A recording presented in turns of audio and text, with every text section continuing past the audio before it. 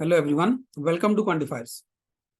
So in this session, we will discuss the slot 2 DILR of CAT 2023. There were total 4 sets and every set has 5 questions. So let us start with the first one. अब यहाँ पे information हमारे पास है that Anjali Vipasha Chitra they visited an entertainment park that has 4 rides. Each ride lasts 1 hour and can accommodate 1 visitor at one point of time. सो अंजलि विपाशा और चित्रा ये 3 लोग हैं, ठीक है। इन्होंने ये किसी एंटरटेनमेंट पार्क में गए हैं जिसमें 4 राइड्स हैं, हर राइड 1 घंटे की होती है and ride can accommodate 1 visitor at 1 point. All the rides they start at 9 AM, ठीक है, और must be completed by 5 PM except the ride 3 which should last और should be completed by 1 PM, जिसमें last ride जो है 1 PM पे end हो जाएगी। Ride gates are open every 30 minutes, 10 बजे खुलेंगे, 10:30 पे, 11:30 पे and so on. Whenever ride gate opens and there is no visitor inside, the first visitor waiting in the queue buys the ticket just before taking the ride. The ticket prices are rupees 20, 50, 30, 40 for the rides 1 to 4 respectively, and each of the 3 visitors took at least 1 ride and did not necessarily take all the rides. So हर एक ने कम से कम एक ride तो ली है, लेकिन सबने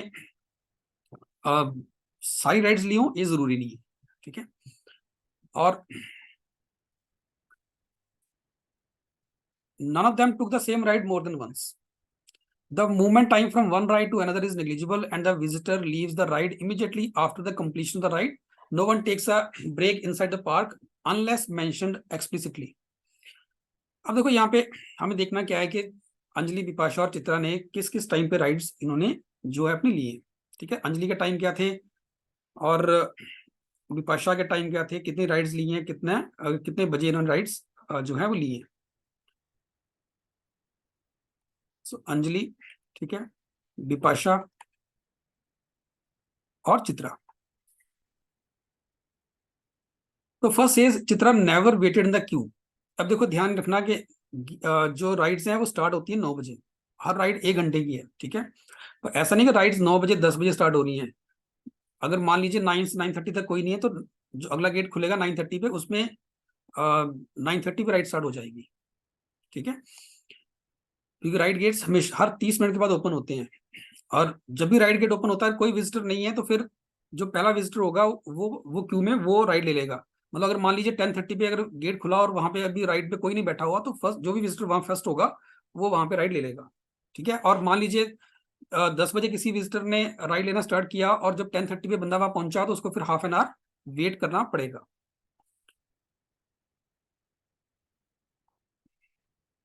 अब देखो यहाँ पे क्या बोला है। पहली बात, यहाँ राइड्स की अगर बात करें, राइड्स राइड 1, राइड 2, राइड 3 की जो टिकट की प्राइसेस है वो हमें दे रखी है, ठीक है। वो है हमारे पास ₹20, 50। राइड 1 की है ₹20, इसकी है 50, इसकी है 30 और इसकी है ₹40। It says Chitra never waited in the queue and completed her visit by 11 AM after spending ₹50 to pay the ticket or tickets.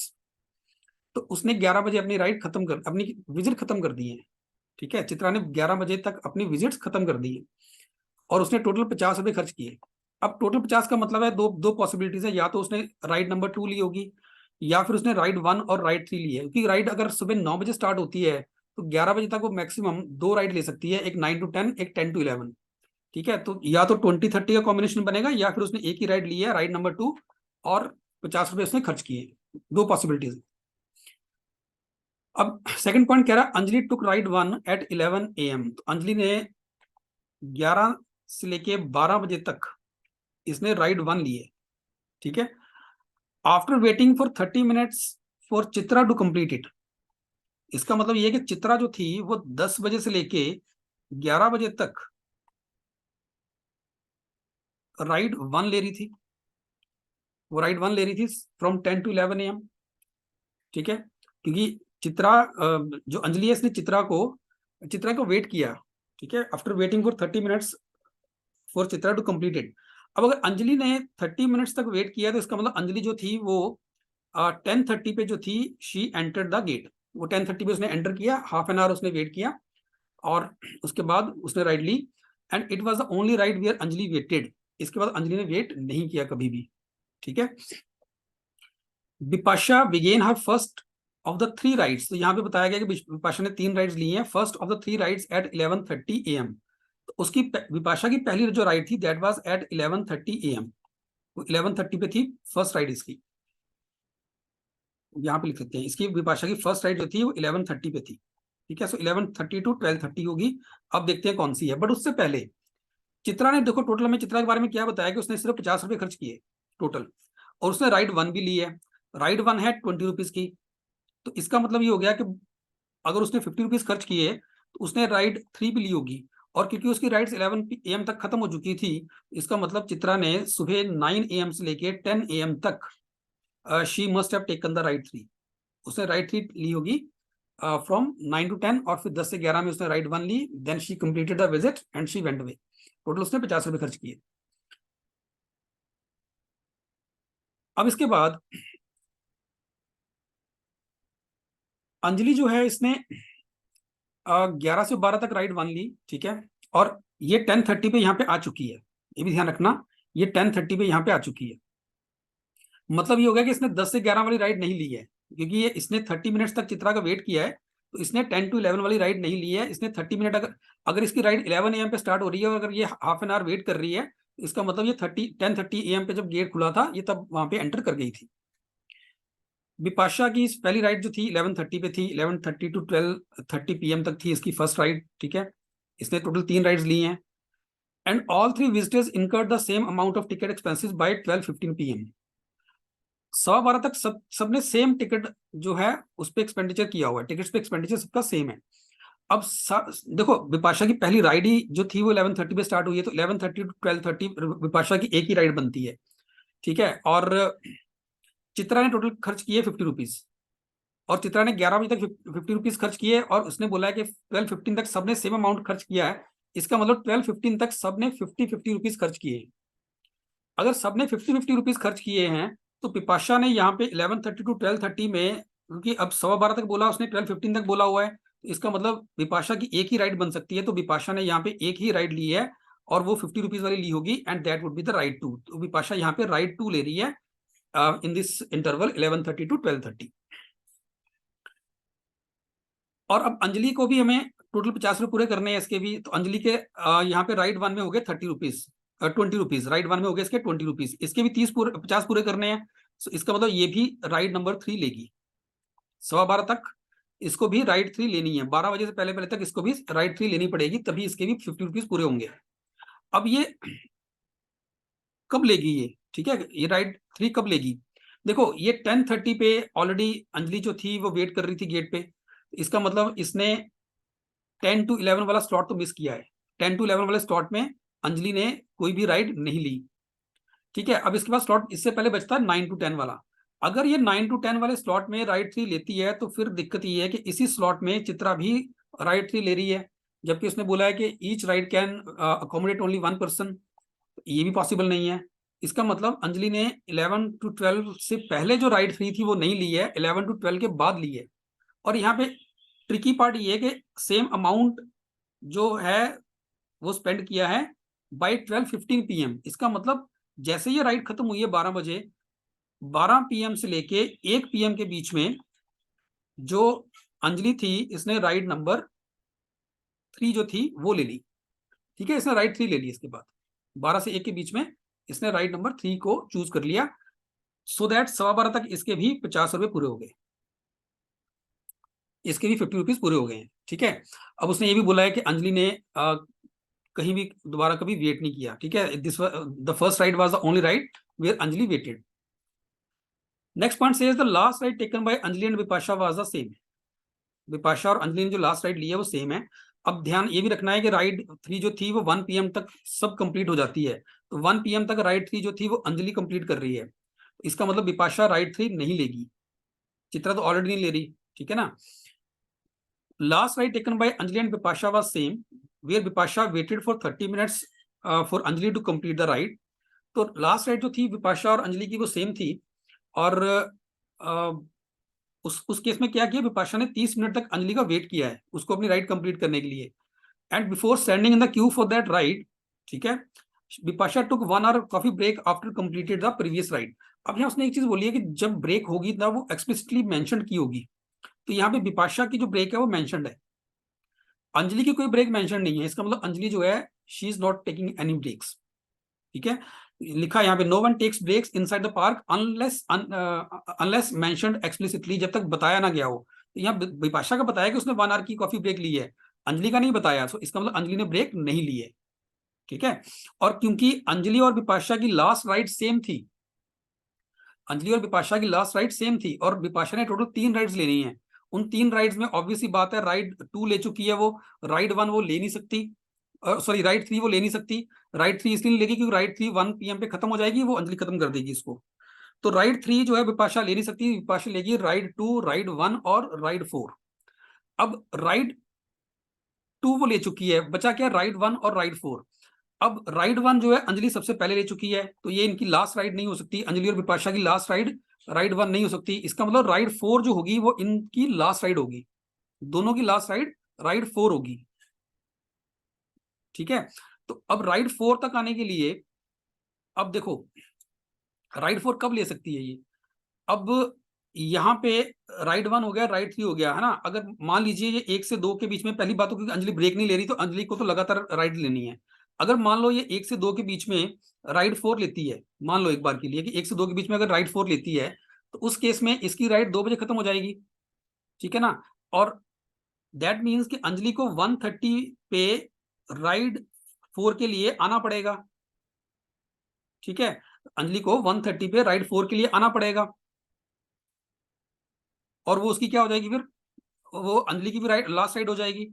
अब इस केस में अंजलि की सेकंड थर्ड राइड थी, राइड 1 वो कहीं आ ही नहीं पाई हमारे पास, है ना। राइड 1 अंजलि के लिए कहीं पे आ ही नहीं पाई, क्योंकि अगर इसकी राइड 2 बजे खत्म हो रही है, तो इसको 1:30 पे लाइन पे लगना पड़ेगा। जैसे ही इसकी 2 बजे राइड खत्म होती है, ये 2 से 3 पे राइड 4 ले लेगी।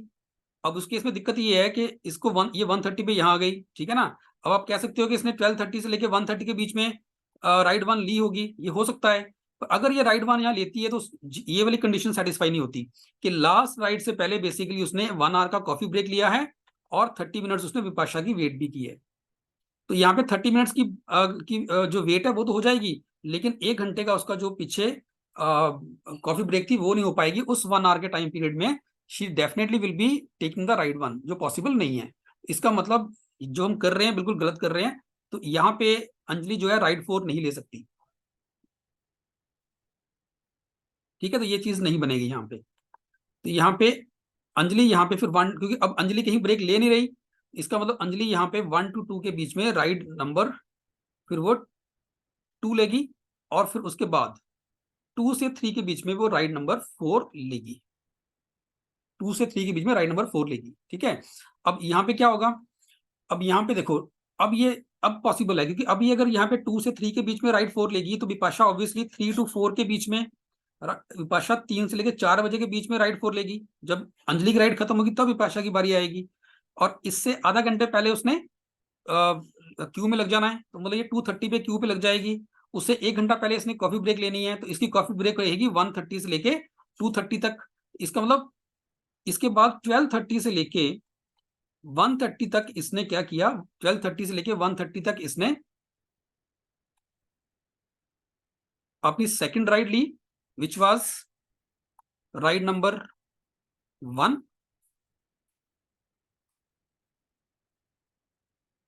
ठीक है, राइड नंबर 1 ली इसने 12:30 से लेके 1:30 तक। उसके बाद 1:30 से 2:30 तक इसकी थी कॉफी ब्रेक, इसने ब्रेक ली है। 2:30 पे ये क्यू में आके लगी, 2:30 से 3 बजे तक ये क्यू में थी। ठीक है,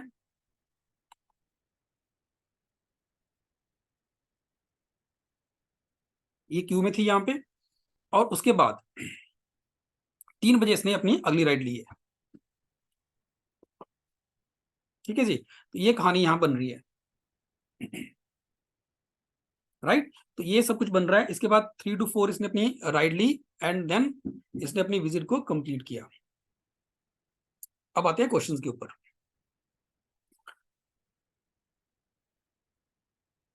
Now first question says what is the total amount spent on the tickets by Bipasha। अब बिपाशा ने देखो कौन कौन सी राइड ली है, उसने राइड 1, 2 और 4 ली है, 1, 2 और 4। तो इसके बन गए टोटल 50, 20, 70 और 40, 110 रुपीज। ऑप्शन 1 आपका आंसर बनेगा। Second says which were all the rides that Anjali completed by 2 PM। तो अंजलि ने 2 PM तक राइड 1, 2 और 3 तीनों कंप्लीट किए हैं। First option. Which ride was taken by all 3 visitors. तो सभी विजिटर्स ने देखो राइड 1 सबने ली है, राइड 1 तो सबने ली है, ठीक है। तो ride 1 was the ride taken by all 3 visitors. How many rides did Anjali take, Anjali and Chitra take in total. तो अंजलि ने देखो टोटल 4 राइड्स लिए हैं, चित्रा ने 2, तो टोटल हो गया इसका 6। And what was the total amount spent on tickets by Anjali. अब अंजलि ने चारों ही राइड्स ली हैं, तो अब इनको ऐड कर लीजिए, टोटल बनेगा चारों का 140, ठीक है। सो 140 is the answer for the last question.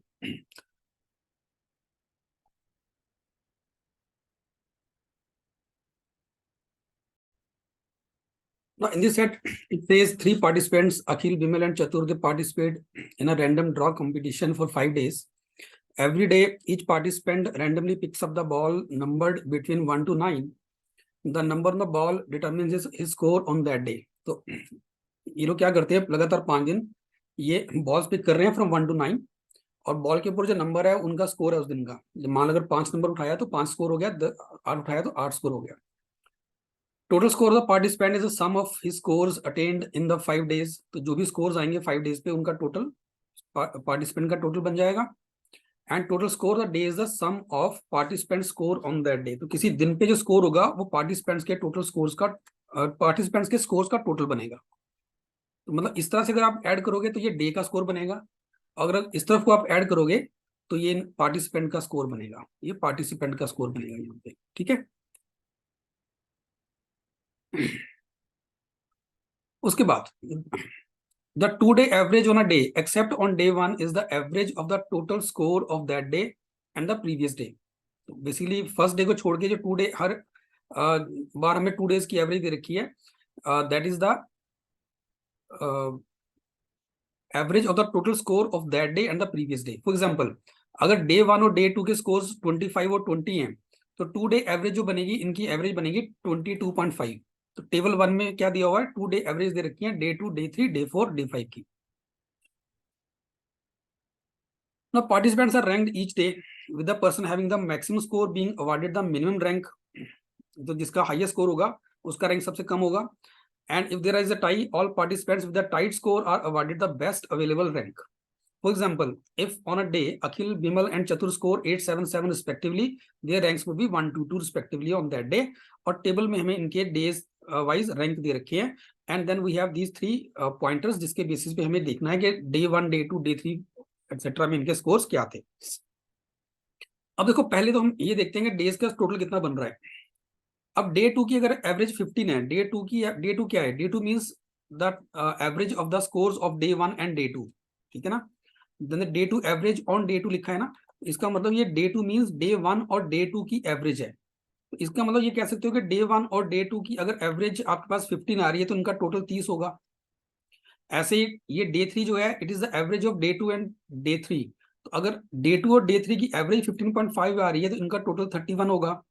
ऐसे डे 3 और डे 4 की अगर एवरेज अगर 16 है तो टोटल 32 होगा, और यहाँ पे डे 4 और डे 5 का टोटल बनेगा 34। अब यहाँ पे एक चीज बोली है, the total score on day 3 is same as the total score on day 4। तो डे 3 और डे 4 का टोटल स्कोर सेम है, और डे 3 और डे 4 का टोटल बनता है, स्कोर्स का टोटल बनता है 32। और अगर ये स्कोर्स इक्वल हैं तो 32 बनेगा 16 और 16 के साथ। इसका मतलब डे 3 का टोटल जो था वो 16 था, डे 4 का टोटल भी 16 है। अब अगर डे 3 का टोटल 16 है तो डे 2 प्लस डे 3 अगर 31 बन रहा है तो डे 2 का बनेगा 15, 15 बनेगा इसका। और अगर डे 1 डे 2 30 बनता है, डे 2 अगर 15 है तो डे 1 भी 15 होगा। और ऐसे ही अगर डे 4 डे 5 अगर 34 बन रहा है, जिसमें से अगर डे 4 का टोटल 16 बन रहा है तो यहाँ पे टोटल 18 बनेगा, ठीक है। तो यहाँ से हमने पहले तो डेज के टोटल निकाल लिए। अब पॉइंट्स पे आते हैं। फर्स्ट पॉइंट क्या बोल रहा है, चतुर always scores in the multiples of 3। तो चतुर के जो स्कोर्स होंगे वो या तो 3, 6, 9 होंगे, यही हो सकते हैं। His score ना day 2 is unique highest score in the competition. अब डे 2 पे जो उसका यहाँ पे स्कोर होगा that is the unique highest score. इसका मतलब ये स्कोर किसी और ने पूरे कंपटीशन में नहीं अटेन किया, तो ये सब हाईएस्ट स्कोर था, चतुर को मिला, और that was a unique score. किसी और का स्कोर 9 हो ही नहीं सकता इसके बाद। इवन चतुर का भी नहीं होगा, यूनिक है ये स्कोर। ठीक है, अब देखो डे 2 पे अगर मैं देखूं तो चतुर का रैंक 1 है, चतुर का रैंक यहाँ पे 1 है, तो यहाँ पे जो स्कोर होगा उसका हाईएस्ट स्कोर है। अब हाईएस्ट उसका 3, 6, 9 कुछ भी हो सकता है। पर अगर मान लो ये रैंक 1 वो स्कोर 3 लेके आता है, मान लो 3 स्कोर लेके वो ये स्कोर लेके आएगा, मान लो, ठीक है, तो ये उसका हाईएस्ट स्कोर हो गया एक तरह से। लेकिन उसने ये भी बोला है जो उसका मिनिमम स्कोर है वो डे 1 पे था, तो अगर उसका हाईएस्ट स्कोर 3 है तो उसका मिनिमम स्कोर 3 हो ही नहीं सकता, 3 से नीचे जा ही नहीं सकता। तो इसका मतलब यहाँ पे रैंक 1 वो 3 स्कोर लेके तो कर नहीं सकता। मोर ओवर अगर रैंक 1 ही 3 है तो बाकी जो होंगे वो स्कोर ही 2 और 1 होंगे, है ना, तो इसमें 15 स्कोर टोटल बन ही नहीं सकता। तो ये जो स्कोर है जिसकी हम बात करें यूनिक हाईएस्ट की, ये 1 तो हो नहीं सकता, सॉरी ये 3 तो हो नहीं सकता, ये 3 नहीं हो सकता। और क्या पॉसिबिलिटीज है, 6 और 9 की। अगर मान लो कि ये स्कोर 6 है तो ये एक ही बार आएगा, यूनिक ये हाईएस्ट होगा और ये एक ही बार बन सकता है, इसके बाद 6 कहीं और आएगा ही नहीं। ठीक है, किसी और ने 6 स्कोर करना ही नहीं है। ध्यान ये रखना, उसने बोला है जो स्कोर उसका डे 2 था का था that was the unique highest score of the competition, पूरे कंपटीशन में वो हाईएस्ट स्कोर था, दैट वाज यूनिक, वो हाईएस्ट स्कोर दोबारा कभी बना ही नहीं। So, अगर इसने, इसका मतलब अगर यहाँ पे इसने ये फर्स्ट रैंक जो है वो 6 लेके लिया है, तो इसका मतलब इसके बाद वाले जो ये फर्स्ट रैंक आएगा ये 6 लेके नहीं ले सकता ये। ठीक है, यहाँ पे ये रैंक जो है फर्स्ट रैंक इसका 6 से नहीं आ सकता। अब इसका अगर यहाँ पे फर्स्ट रैंक अगर 6 से नहीं आ सकता तो कैसे आएगा फिर, 9 तो आएगा नहीं, बिकॉज अगर यहाँ 9 ले लिया आपने फिर तो वो इससे ज्यादा हो गया, फिर तो ये इसका यूनिक हाईएस्ट बन ही नहीं सकता। तो यहाँ पे जो टोटल बनेगा वो 3 से बन सकता है। ठीक है ना, यहाँ पे जो जो इसका रैंक 1 बन सकता है 3 से बन सकता है। अब अगर इसका रैंक 1 3 से बन रहा है और इनके अगर रैंक 2 2 बराबर हैं तो मैं 16 टोटल बना ही नहीं सकता। मतलब मैं यहाँ पे इसको, मुझे रैंक 2 पे रखना है तो मुझे इनको 2 2 नंबर ही देने पड़ेंगे, और उससे टोटल मेरा 16 बन ही नहीं सकता किसी भी हाल में। ठीक है, तो इसका मतलब यहाँ पे फिर आप ना तो 9 ले सकते हो ना ही 3 ले सकते हो, ये पॉसिबल ही नहीं है। 9 इसलिए नहीं ले सकते क्योंकि अगर आपने 9 रखा तो फिर ये यूनिक स्कोर हाईएस्ट नहीं रहेगा, हाईएस्ट ये हो जाएगा।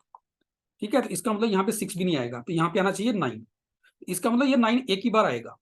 तो ये जो उसने फर्स्ट पोजीशन अटेन किया है वो 9 से की है, तो इसका मतलब ये फर्स्ट पोजीशन उसकी जो आएगी वो 3 से तो आ नहीं सकती, ये 6 से आई होगी। अब ये सेकंड पोजीशन जो आई होगी ये भी उसकी 3 से नहीं आ सकती, बिकॉज अगेन बात वही है, अगर 3 से आएगी तो बाकी 16 बनाना मुश्किल हो जाएगा, तो ये भी उसकी 6 और 6 से ही आ सकती है। ठीक है ना, अगर मान लो ये सेकंड पोजीशन उसकी 3 लेके आई होगी, है ना, अब सेकंड पोजीशन पे अगर 3 है तो फर्स्ट वाला मैक्सिमम कितना हो सकता है, 9। ठीक है, 9 और 3 12। अब ये 9 अगर लेके आओगे तो फिर ये यूनिक हो जाएगा, पॉसिबल ही नहीं है। ठीक है ना, अब और क्या पॉसिबिलिटीज है, यहाँ पे 9 नहीं आएगा तो और क्या आएगा, फिर 8 आ सकता है, 8 और 3 कितना हो गया, 11। अगर आपको ये 16 बनाना है तो यहाँ 5 चाहिए होगा, अगर ये आपने 5 कर दिया तो फिर ये अखिल जो है ये थर्ड रैंक पे आ ही नहीं सकता, ये तो जो है इससे ज्यादा हो गया, इससे 3 से बड़ा हो गया, ये तो ये पॉसिबल ही नहीं है। ठीक है ना, तो इसका मतलब ये हो गया कि यहाँ पे भी 3 नहीं आएगा, यहाँ भी 6 आएगा और यहाँ पे भी 6, ये सेकंड पोजीशन भी उसने 6 से ली होगी। ठीक है, और क्या बोला है उसने, his minimum score is observed on only day 1, तो जो उसका मिनिमम स्कोर है वो सिर्फ डे 1 पे आया है, तो डे 1 का मतलब मिनिमम स्कोर उसका यहाँ पे 3 होगा, यहाँ पे उसका स्कोर 3 हो सकता है। और ध्यान रखना यहाँ पे उसका रैंक 1 या 2 नहीं है, यहाँ पे उसका रैंक 3 है। ठीक है, बाकी लोगों को इससे ऊपर रखना, जहां मर्जी रख लो। And it matches the Akhil score on day 4, तो अखिल का जो स्कोर जब था डे 4 पे वो भी 3 था, तो ये स्कोर भी इसका 3 है। अब टोटल क्योंकि 16 बन रहा है तो यहाँ पे 7 होना चाहिए। ठीक है, ये 7 आ जाएगा हमारे पास। नेक्स्ट इट सेज, अच्छा ये हमने पॉइंट यूज कर लिया, total score of on day 3 same as a total score on day 4। ठीक है जी, अब नंबर 3 कह रहा है Bimal score on, Bimal scores are same on day 1 and day 3, तो बिमल के जो स्कोर्स हैं डे 1 और डे 3 पे वो सेम है। अब देखते हैं डे 1 पे क्या स्कोर बन सकता है, डे 3 पे क्या बन सकता है, डे 1 और डे 3। देखो यहाँ पे अखिल और बिमल का जो टोटल बनना चाहिए डे 1 पे, क्योंकि टोटल यहाँ 15 है, 3 यहाँ आ गया तो इसका टोटल 12 होना चाहिए। ठीक है ना, और ये भी ध्यान रखना है कि 12 जब आप ले रहे हो तो क्योंकि चतुर का रैंक थर्ड है, तो इन दोनों का नंबर के पास जो नंबर होंगे वो 3 से बड़े होंगे। तो 3 से बड़े क्या क्या पॉसिबिलिटीज हैं, 8 और 4। अच्छा इसमें अखिल का रैंक ज्यादा है तो 8 + 4 हो सकता है, या फिर ये 7 + 5 हो सकता है। ठीक है, 6 और 6 नहीं होगा क्योंकि उस केस में दोनों के रैंक सेम हो जाएंगे, 6 और 6 हो नहीं सकता। 5 और 7 का मतलब नहीं बनता। ठीक है ना, 5 में अखिल छोटा हो जाएगा बिमल से। ठीक है, तो यही दो पॉसिबिलिटीज बनती हैं, 8 + 4 और 7 + 5 की। ध्यान रखना इसका रैंक सबसे कम है, तो एक के पास दोनों के पास नंबर 3 से बड़े होने चाहिए। ये पॉसिबिलिटीज बनती है डे 1 की हमारे पास अखिल और विमल की। ऐसे डे 3 पे भी क्या क्या पॉसिबिलिटीज है देखते हैं। डे 3 का टोटल बनता है हमारे पास 16 बन रहा है, या टोटल ये वाला, ठीक है। डे 3 का ये टोटल 16 बन रहा है। अब 16 में फिर से हमारे पास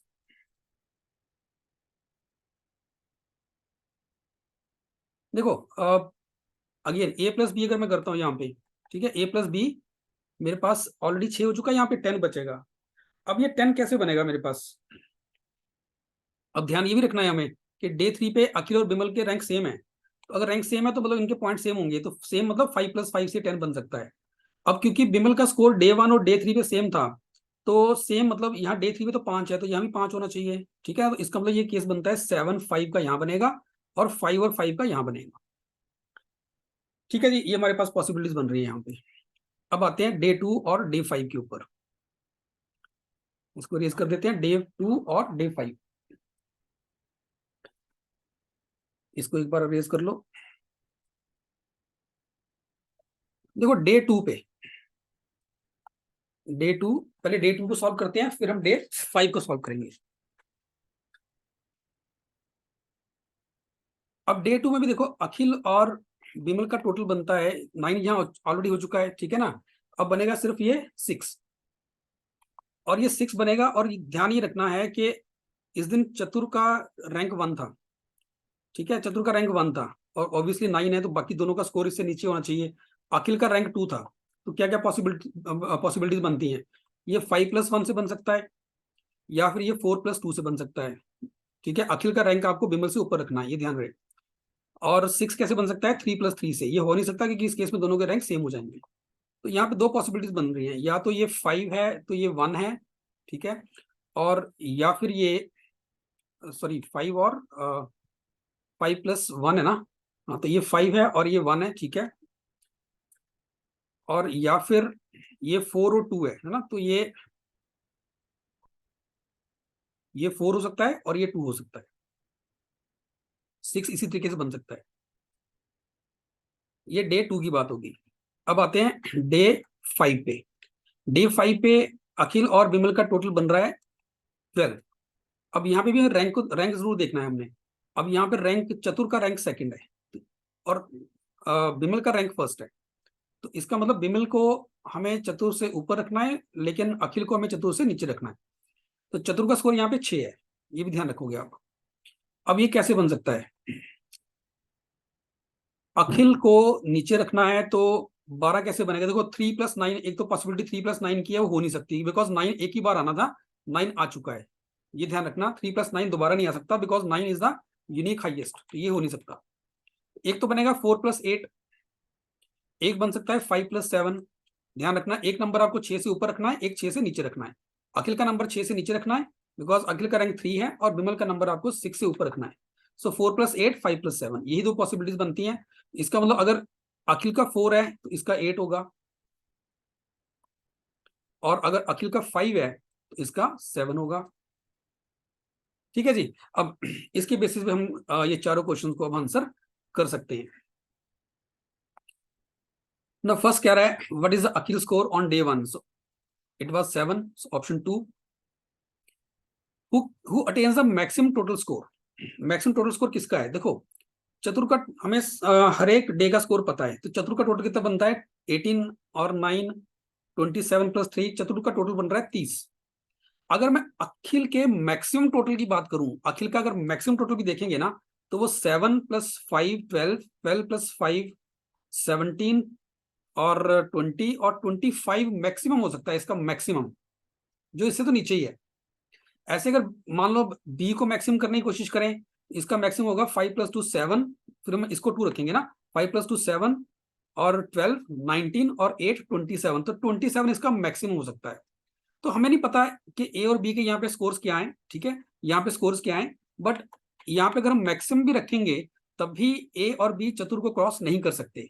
सो चतुर का स्कोर डेफिनेटली मैक्सिमम होगा। What is the minimum possible total score of Vimal? Vimal का मिनिमम स्कोर पॉसिबल कितना हो सकता है? देखो 5 तो यहाँ पे आ रहा है, अगर इसका मिनिमम रखना है तो 5 + 1 6, 6 और 5 11, 11 और 7 18, 18 और यहाँ पे भी आप मिनिमम रखोगे इसका 7, ठीक है, तो ये बनेगा आपके पास 25।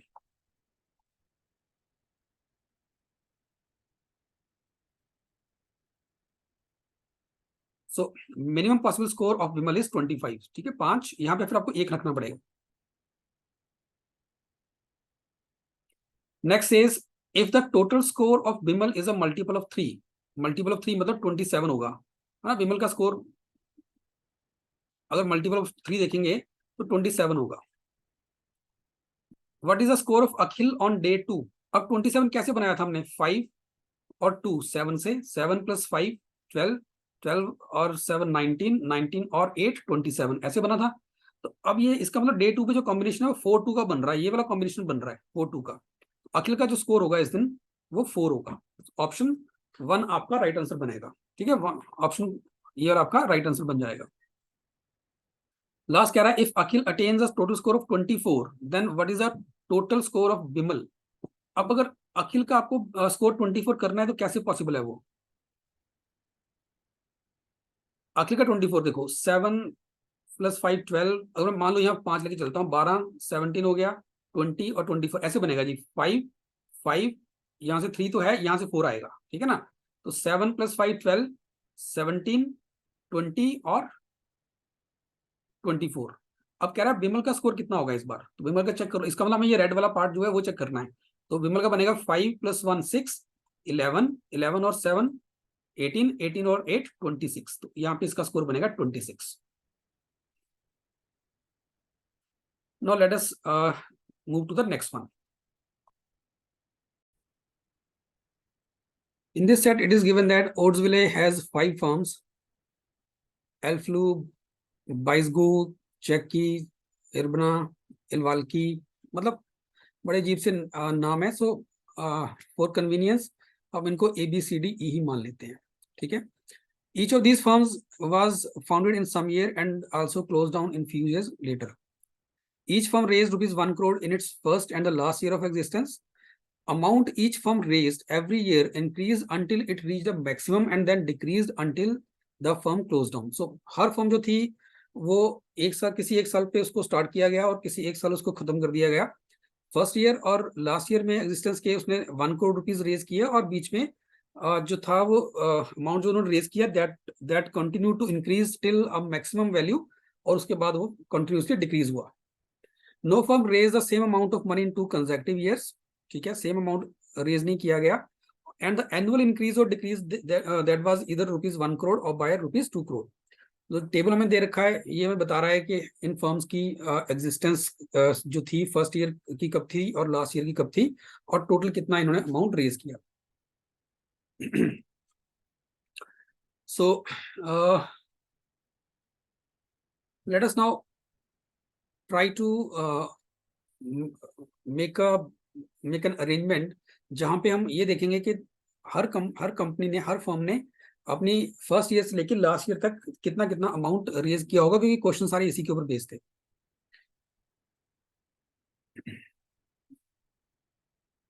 देखो अब पहले बात करते हैं कंपनी ए की। और कंपनी ए जो थी सबसे ज्यादा ईयर्स इसके थे, ठीक है, तो ए के सबसे ज्यादा ईयर्स हैं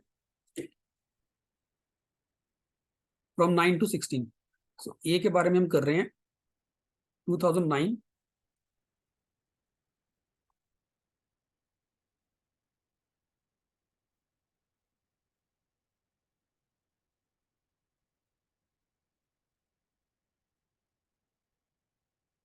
ठीक है, 16 तक टोटल 21 करोड़ इसने रेज किए। अब इसमें फर्स्ट ईयर में कितना किया, 1 करोड़, लास्ट ईयर में भी किसने किया, 1 करोड़, ठीक है। अब बाकी बच गया 19 करोड़। अब देखो अगर लास्ट ईयर में उसने 1 करोड़ किया है तो इसका मतलब ये है कि, और जो मैक्सिमम इंक्रीज या डिक्रीज हो सकता है या तो 1 करोड़ का या 2 करोड़ का है, इसका मतलब इससे पिछले साल, अब ऑब्वियसली यहाँ कहीं ना कहीं बीच में एक मैक्सिमम आया होगा, यहाँ आया होगा मैक्सिमम, या यहाँ पे मैक्सिमम आया होगा, या यहाँ कहीं मैक्सिमम आया होगा, बीच में एक वैल्यू मैक्स होने के बाद ये वैल्यूज डिक्रीज हो रही हैं। तो डिक्रीज होने का मतलब है 1 डिक्रीज होके आया, तो इससे पिछले साल या तो 2 करोड़ होगा, या फिर ये भी पॉसिबिलिटी है कि इससे पिछले साल 3 करोड़ हो। दोनों पॉसिबिलिटीज हैं, ठीक है, कि या तो 15 में 2 करोड़ होगा 2 करोड़ की रेजिंग की है, फंड रेज किया है, और अगले साल जो है 1 करोड़ किया, या फिर यहाँ पे 3 करोड़ किया और फिर 1 करोड़ किया, क्योंकि यहाँ पे डिक्रीज 1 का हो रहा है, यहाँ पे डिक्रीज 2 का हो रहा है। तो आपको ये ध्यान रखना है कि डिक्रीज जो है या तो 1 करोड़ का होगा या 2 करोड़ का होगा। तो पहले हम ये वाला केस लेके चलते हैं जब ये 2 करोड़ का यहाँ पे 15 में 2 करोड़ रुपीज का रेज कर रही है। अब देखो टोटल है उसके हमारे पास यहाँ 21 में से देखा जाए तो अभी तक हमने 4 करोड़ रेज कर लिए, बाकी बच गए 17। अब 17 होंगे इन 5 प्लेसेस पे, ठीक है, इन 5 प्लेसेस का टोटल 17 बनना चाहिए। हमें वही देखना है कि 17 कैसे कैसे पॉसिबल है। देखो 1 से या तो 2 हो सकता है डायरेक्टली, या 1 से 3 हो सकता है। पहले 2 से करके देखते हैं, यहाँ भी अगेन 1 से 2 होगा या 1 से 3 होगा, तो पहले 2 रख के देखते हैं।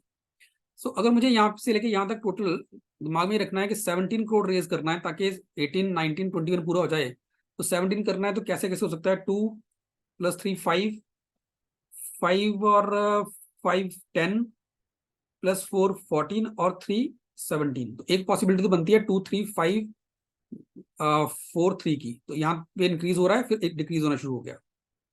ठीक है, ध्यान रखना यहाँ पे 2 नहीं हो सकता, लास्ट में 2 नहीं हो सकता, राइट। तो क्यों नहीं हो सकता 2, बिकॉज बताता हूं अभी मैं।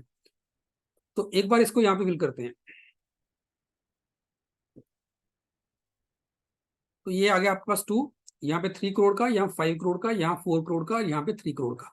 मैं कह रहा था यहाँ पे 2 नहीं हो सकता, रीजन उसका ये है कि अगर यहाँ पे 2 करते हो तो अगले साल भी उतना ही रेज हो रहा है जितना 2014 में हो रहा है। ये नहीं हो सकता बिकॉज उसने बोला है no firm raise the same amount of money in the 2 consecutive years. ठीक है, तो यहाँ पे 2 नहीं होगा, यहाँ पे 3 होगा। एक पॉसिबिलिटी तो ये बनती है कि टिल 2012 तक ये इंक्रीज करे फिर डिक्रीज होना शुरू हो जाए।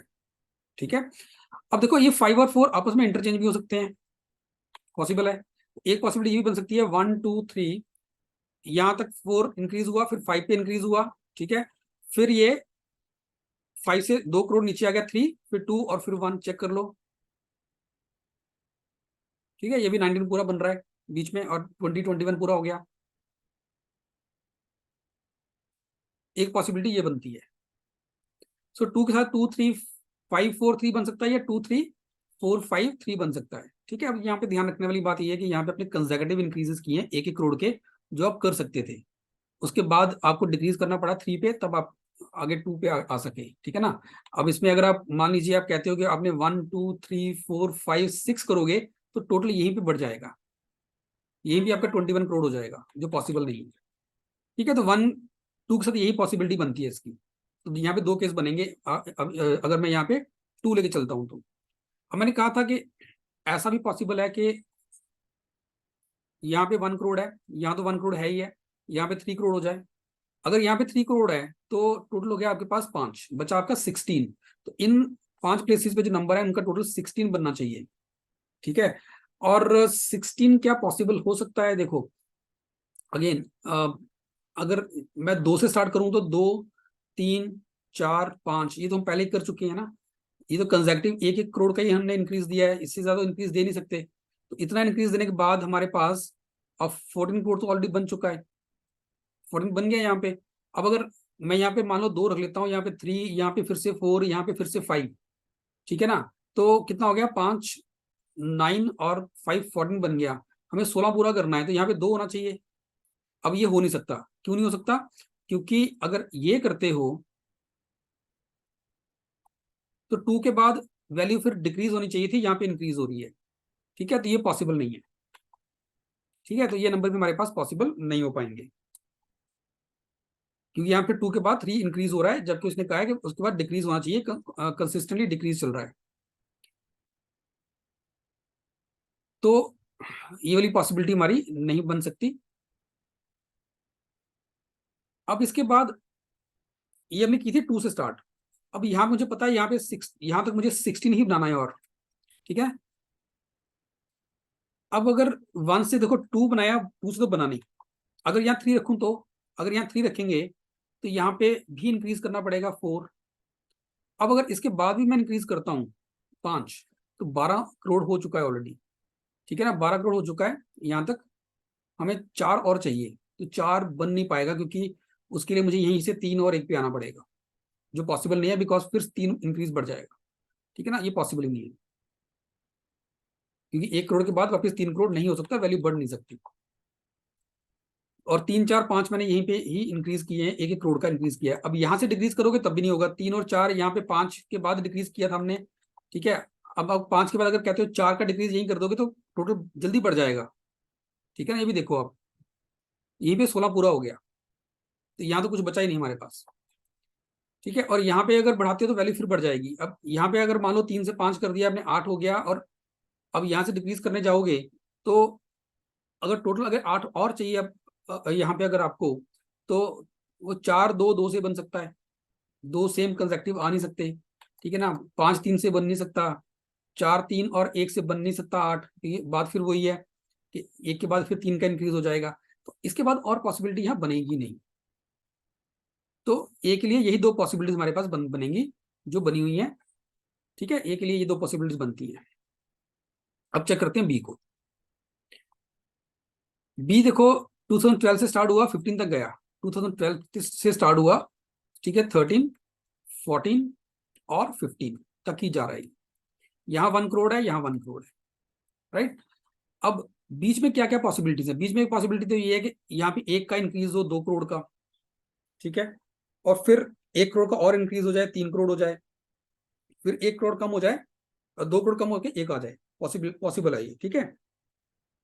या फिर पॉसिबल है 1 हो जाए, फिर 1 करोड़ का इंक्रीज 2 हो गया, फिर पहले हमने 1 करोड़ का इंक्रीज किया, अब 2 करोड़ का इंक्रीज करते हैं। अगर 2 करोड़ का इंक्रीज करोगे यहाँ 4 हो जाएगा। अब ये पॉसिबल नहीं है क्योंकि यहाँ पे आपके पास 1 वैल्यू जब आएगी तो डिक्रीज आपका 3 करोड़ का हो जाएगा, जो पॉसिबल नहीं है। ध्यान रखना, इंक्रीज और डिक्रीज इज ईदर ऑफ 1 और 2 करोड़, तो ये पॉसिबल नहीं हो पाएगा, ठीक है। तो 1 2 4 1 पॉसिबल नहीं है, 1 2 से यही एक पॉसिबिलिटी बनती है।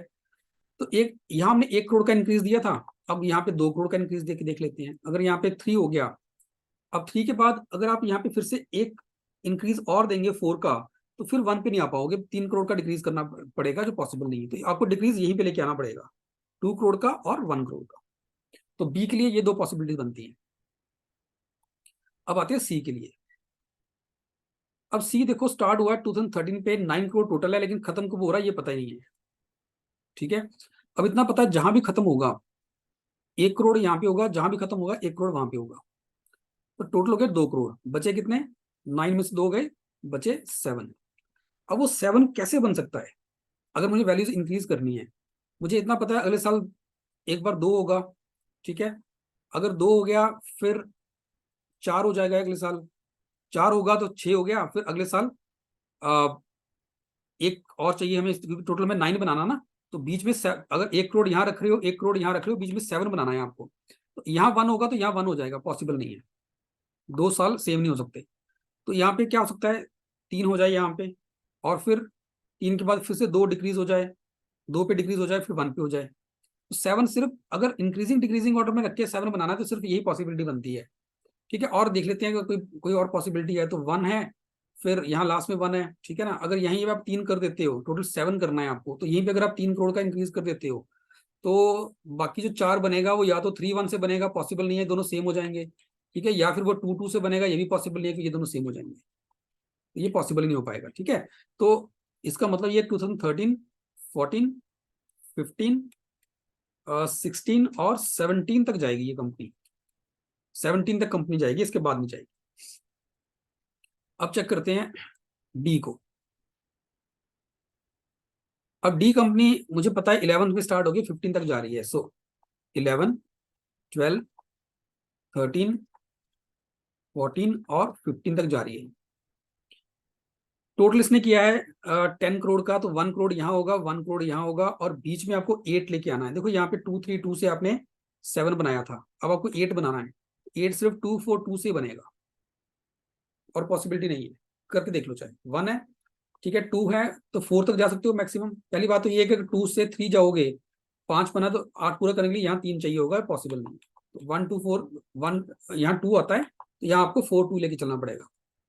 अगर यहाँ पे 3 आता है तो बाकी 5 बनाने के लिए क्या होगा, या तो 4 और 1 होगा, पॉसिबल नहीं है, बिकॉज 1 तो यहाँ आना चाहिए था, वहां यहाँ 1 आ नहीं सकता, 1 1 यहाँ हो नहीं सकता, ठीक है ना।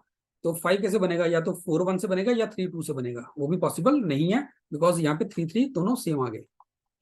तो अगर 8 बनाना है बीच में इन 3 ईयर्स के अंदर, तो 8 ऐसे बनेगा 2 4 2 से, और पॉसिबिलिटी बनती ही नहीं है। अब आते हैं कंपनी ई पे।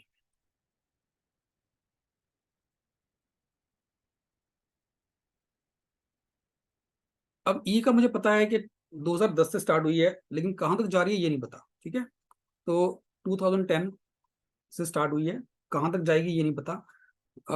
इतना पता है अगेन, अगर यहाँ 1 किया है तो लास्ट में कहीं जब भी किया होगा 1 किया होगा। ठीक है, तो 1 और 1 चला गया, 2 करोड़ निकल गए, बाकी बच गए 11 करोड़। अब जो बाकी के 11 करोड़ हैं, 13 में से 2 करोड़ यहाँ आ गए ना, यहाँ पे, और एक लास्ट ईयर के अंदर आ गए। ठीक है, तो अब लास्ट कौन सा ईयर है मुझे नहीं पता। तो 13 में से 2 करोड़ निकल गए, 11 करोड़ रह गए। अब 11 कैसे कैसे बन सकता है इंक्रीज और डिक्रीज के बाद? देखो अगेन कहानी वही है कि इससे पहले या तो 2 करोड़ होगा, या फिर इससे पहले 3 करोड़ होगा, है ना। लास्ट ईयर में तो मुझे पता है 1 है, और 1 से पहले या तो यहाँ पे 2 होगा या फिर यहाँ पे 3 होगा। अगर मान लो यहाँ पे 2 है, तो आपने 2 और 2 4 एडजस्ट कर दिया, आउट ऑफ 13 आपने 4 करोड़ एडजस्ट कर दिया। आपको चाहिए सिर्फ 9 करोड़ और। तो बाकी का जो 9 करोड़ बचा आपका, वो कैसे आ सकता है? एक तो आ सकता है, देखो 2 3 4 से। 2 3 4 का मतलब हो गया 1 2 3 4 और 2 1। एक पॉसिबिलिटी तो ये बनती है। तो ये 2011 हो जाएगा, ये 2012 हो जाएगा, ये 2013 हो जाएगा, ये 2014 हो जाएगा, और ये 2015 हो जाएगा। एक पॉसिबिलिटी तो ये बनती है। अब ये 3 4 इंटरचेंज भी हो सकते हैं आपस में, यहाँ फिर से 1 2 4 हो गया, फिर 3 हो गया, ये भी पॉसिबल है। ठीक है, इसमें भी पहले यहाँ तक इंक्रीज हो रहा है, फिर डिक्रीज होना शुरू हो गया, ये भी पॉसिबल है। तो 9 बन गया 2 3 4 से। और कैसे बन सकता है 9? यहाँ पे अगर आपने, यहाँ पे आपने 1 रखा हुआ है, यहाँ पे 2 रखा हुआ है ना, तो बीच में अगर आपको 9 पूरा करना है, तो अगर यहाँ पे 3 रखते हो आप, यहाँ पे अगर आप मान लीजिए आप 3 रख दिया आपने, तो फिर 9 कैसे बनेगा? 9 बाकी बचेगा 4 और 5 के साथ, तो 3 5 और नहीं, बीच में नहीं, हमें टोटल 9 चाहिए ना, सॉरी। 3 यहाँ पे हो गया, हमें बाकी चाहिए 6। ठीक है ना, 4 यहाँ जा चुका है आउट ऑफ 13, तो बीच में यहाँ पे 9 बनाना है मुझे। अगर यहाँ 3 हो जाएगा तो बाकी मुझे चाहिए 6। 6 कैसे बनेगा? या तो 3 3 से बनेगा, पॉसिबल नहीं है, या फिर 4 और 2 से बनेगा, पॉसिबल नहीं है, बिकॉज यहाँ पे 2 और 2 सेम आ गए। तो इसका मतलब 3 से नहीं बन सकता ये। ठीक है, तो ये तब था जब हमने क्या अज्यूम किया कि यहाँ 1 है और यहाँ पे 2 है। अब अगर मान लो लास्ट ईयर में 1 हो, यहाँ 1 है, ठीक है, लास्ट ईयर में 1 है, और इससे पहले मान लो 3 है। ठीक है, यहाँ पे मान लो 3 है, अगर ये 3 होगा यहाँ पे, तो टोटल आपने 5 करोड़ निकाल दिया, रह गया अब 8। अब वो 8 कैसे बनेगा? देखो, अब वो 8 बनाने का तरीका जो है वो है सिर्फ 3 और 5 के साथ। ठीक है ना, 3 और 5 ही 8 बन पाएगा, बिकॉज 4 और 4 पॉसिबल नहीं है, दो दो कंप्लीट ईयर, 2 कंसेक्टिव ईयर्स के अंदर। ठीक है, और उसके बाद गैप ज्यादा हो जाएगा, 4 वैसे भी नहीं बन सकता 1 के बाद। या अगर मैं यहाँ पे ईयर्स बढ़ाऊं, 8 है तो कैसे बनेगा? 3 5 8 बन गया। चलो एक पॉसिबिलिटी तो बन गई ना कि ए 1 3 5 3 1, ये बन गया एक तो। 1 3 5 3 1 एक ये बन गया। 4 और 9 और 4 13 हो गया। ठीक है, और क्या क्या पॉसिबिलिटी है? यहाँ अगर 3 रखते हो, 2 और 3 5 और 3 8, ये भी तो हो सकता है ना, 2 3 और 3। ठीक है, लेकिन इसमें ये सेम हो गए, पॉसिबल नहीं है ना, ऐसे बन नहीं सकता। 1 आ नहीं सकता, यहाँ पे या तो 2 आएगा या 3 आएगा। अगर यहाँ देखें, या तो 2 आएगा या 3 आएगा। तो अगर यहाँ 2 रखते हो आप, तो अगर मान लो यहाँ पे आपने 2 रख दिया, तो 2 के बाद क्या क्या पॉसिबिलिटी है? 2 आ गया, अब आपको 8 पूरा करना है, तो 2 और 3 5 और 3 8 से कर सकते हो, पॉसिबल नहीं है। 2 4 6 और 2 से कर सकते हो। तो अगर आप 2 4 2 भी करने जाओगे, 2 1 3 4 7 2 9 और ये 4 4 13 हो गया, लेकिन प्रॉब्लम ये है कि यहाँ पे 2 के बाद फिर से 3 इंक्रीज कर गया। सो ये भी पॉसिबल नहीं है। इसका मतलब एक पॉसिबिलिटी सिर्फ यही बन के निकलती है 1 3 5 3 1 की। इसका मतलब यहाँ 1 है, यहाँ 3 है, यहाँ 5 है, यहाँ 3 है, और यहाँ 1 है। कंपनी ई का क्योंकि हमें लास्ट ईयर ऑफ एग्जिस्टेंस नहीं पता, सो ये 15 भी हो सकता है और ये 14 भी हो सकता है। तो ये 15 और 14 में से कुछ भी पॉसिबल है। ठीक है, तो ई के लिए 3 केस बन जाएंगे यहाँ हमारे पास। राइट जी, अब हम देखते हैं इसके क्वेश्चंस। उससे पहले इस वाले पार्ट को थोड़ा सा इरेज कर लेते हैं।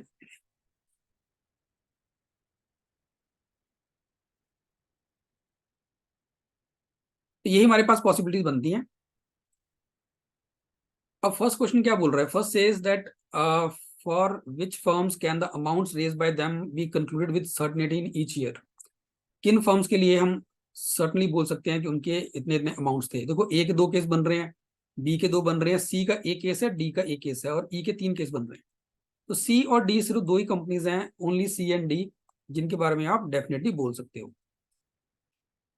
Next it says what best can be concluded about the total amount of money raised in 15। तो 15 में टोटल कितनी मनी रेज हुई थी? देखो, अब ध्यान रखना 15 में ना हर एक कंपनी 15 के लिए बैठी हुई है, 15 में ऑपरेट कर रही थी, सिर्फ ई को छोड़ के। ई 14 पे भी एंड हो सकती थी, ई 15 पे भी एंड हो सकती थी। तो मान लो एक बार के लिए अगर ई 15 में काम कर रही है, तो देखो यहाँ पे ए के 2 केस है, लेकिन दोनों ही केसेस में 2-2 करोड़ का जो है फंड रेज हुआ है। और यहाँ पे भी जो रेज हुआ है, अमाउंट रेज हुआ है, 1-1 करोड़ का हुआ। ऑल दो केसेस 2 बन रहे हैं, लेकिन 1-1 करोड़ के हो रहे हैं। और यहाँ भी 2-2 केसेस बन रहे हैं, लेकिन हो 1-1 करोड़ ही रहा है। ठीक है, तो कितना हो गया? 2 + 1 3 और यहाँ पे हो गया 3 6 6 और 1 7 7 और 1 8। ठीक है, एक तो 8 हो सकता है। ठीक है ना, हमें 15 की बात कर रहे हैं सिर्फ हम। तो 2 3 6 7 और 8, या तो 8 हो सकता है। अगर यहाँ पे उसने इस केस की जगह अगर मैं ये वाला केस लेके चलता हूँ, फिर तो ये कंपनी 15 में एग्जिस्ट ही नहीं कर रही, तो फिर हमें ये 1 ऐड ही नहीं करना, उस केस में 7 रह जाएगा। इसका मतलब इधर 7 और 8 crore. So option 3 will be the right answer. Next it says what is the largest possible amount that could have been raised in 13। 13 में मैक्सिमम कितना रेज कर सकते हो? अगर मैक्सिमम करना है तो फिर हमें ए के लिए ये केस लेके चलना पड़ेगा, ठीक है, और बी के लिए ये वाला केस लेके चलना पड़ेगा। तो 5 + 3 8 हो गया। हम 13 की बात कर रहे हैं। 5 + 3 8 8 और यहाँ पे 1, 8 और 1 9 9 और 4 13 13 और ई के लिए भी फिर ये वाला केस लेके चलना पड़ेगा 4। तो टोटल बनेगा यहाँ पे 17। ठीक है, तो ये 17 बनेगा टोटल यहाँ पे। Next it says if E raise ₹3 crore in 2013। तो 2013 में उसने 3 करोड़ रेज किए हैं, मतलब या तो केस ये बनेगा या फिर ये केस बनेगा। ठीक है, then what is the smallest possible total amount of money that could have been raised by all the companies in 2012। Smallest possible, ठीक है, स्मॉलेस्ट पॉसिबल के लिए देखो, अगर ई ने 3 करोड़ रेज किए ना, तो या तो ये केस बनना है या फिर ये बनना है। बट स्मॉलेस्ट चाहिए तो फिर हमें ये वाला केस लेके चलना पड़ेगा, क्योंकि यहाँ पे 2012 में सबसे कम यहाँ पे ई के केस में यही बन रहा है 4। यहाँ के लिए लेके चलेंगे तो 5 हो जाएगा। तो 12 के लिए यहाँ पे 4 हो गया, 4 और 2 6, ये कंपनी ऑपरेट ही नहीं कर रही। 7 और मिनिमम पूछा है, तो इसके लिए 4 लेके चलेंगे 11, तो टोटल बनेगा 11 करोड़ का। ऑप्शन 4 आपका आंसर बन जाएगा। And last one says if the total amount of money raised in 2014 is ₹12 crore, which of the following is not possible। अब 12 करोड़ कैसे बन सकता है 14 में? देखो, इसका तो चाहे जो मर्जी केस ले लो 3 ही बनेगा। ठीक है, सो मान लो इसका हमने 3 रख लिया, इसका 3 रख लिया 6, अब 2 भी हो सकता है, देखना पड़ेगा, पहले 3 रख के देख रहे हैं 12 बनता कि नहीं बनता। 3 + 3 6 6 और 2 8 और 2 10 10। ठीक है जी, और हमने 12 करोड़ रेज करना है, मतलब कंपनी ई के पहले 2 केसेस में से ही बात बनेगी। तो मान लो ये केस उठा लिया हमने 12, ठीक है, ये उठा लिया, या फिर ये भी उठा सकते हैं। तो यही पॉसिबिलिटी है। इसका मतलब हम यहाँ पे बी को 2 करोड़ नहीं ले सकते, अगर ये लेके चलोगे फिर 12 पूरा नहीं बन पाएगा, क्योंकि बाकी सब में वैल्यूज जो है सारी की सारी सेम चल रही है। सिर्फ बी के केस में 14 की वैल्यू डिस्टिंक्ट हो सकती है, बाकी सब में 14 की वैल्यू सेम ही है हर एक केस के अंदर। तो 3 + 3 6 8 10 और 12, यही पॉसिबिलिटी है। ई के लिए ये भी हो सकती है, ई के लिए ये भी हो सकती है, दोनों में से कोई भी एक हो सकती है। नो, पहला ऑप्शन कह रहा है कौन सा पॉसिबल नहीं है। First is B raise the same amount of money as E in 13। 13 में बी ने ई के बराबर पैसा रेज किया है। अब इस केस में बी जो है 13 में 2 करोड़ रेज कर रही है, और ई जो है 13 में या तो वो 4 करोड़ कर रही है या वो 3 कर रही है। हर हाल में ई जो है वो बी से ज्यादा पैसा रेज कर रही है। कोई स्टेटमेंट कह रही है कि बी ने सेम अमाउंट रेज किया है ई के बराबर इन 13, ये पॉसिबल नहीं है। ऑप्शन 1 आपका राइट आंसर बन जाएगा। अब चेक करना चाहो बाकी चेक कर सकते हो, बाकी ऑप्शंस ठीक है। सेकंड कह रहा है B raised more money than E in 14। B ने ई से 14 में ज्यादा मनी रेज की है, बिल्कुल ठीक है, इसने 3 किया है, इसका कोई भी केस ले लो, 2 करोड़ बन रहा है। A raise the same amount of money as B in 14। तो ए ने बी के बराबर 14 में रेज किया, बिल्कुल ठीक है। A raise the same amount of money as D in 13, तो ए ने 13 में इस केस में 4 किया है और डी ने भी 13 में 4 कोड किया है, ये भी ठीक है। सो ऑप्शन 1 जो है यहाँ पे वो गलत आंसर बन रहा है, और वो गलत ऑप्शन बन रहा है, so that's why that is answer. ठीक है, now let's move to the next one. In this set, it is given that there are 9 boxes arranged in a 3 by 3 array as shown in table 1 and 2. Each box contains 3 sacks. Each sack has certain number of coins between 1 and 9, both inclusive. So basically क्या हो रहा है यहाँ पे, हर एक यहाँ पे हमारे पास एक 3 by 3 का एक एरिया जिसमें बॉक्सेस हमारे पास, ठीक है, 9 बॉक्सेस हैं इसके अंदर, और इसमें 3 सैक्स हैं बेसिकली, और हर एक सैक के अंदर कुछ नंबर ऑफ कॉइन्स हैं between 1 and 9, both inclusive. Average number of coins per sack in the boxes are all distinct integers. तो बॉक्सेस में जो कॉइन्स है उनका जो एवरेज नंबर है ना पर सैक, एवरेज नंबर पर सैक कैसे निकलेगा, टोटल कॉइन बॉक्सेस में, ठीक है, divide by number of sacks जो 3 है हर बार। तो ये एक डिफरेंट इंटीजर है फॉर एवरी बॉक्स।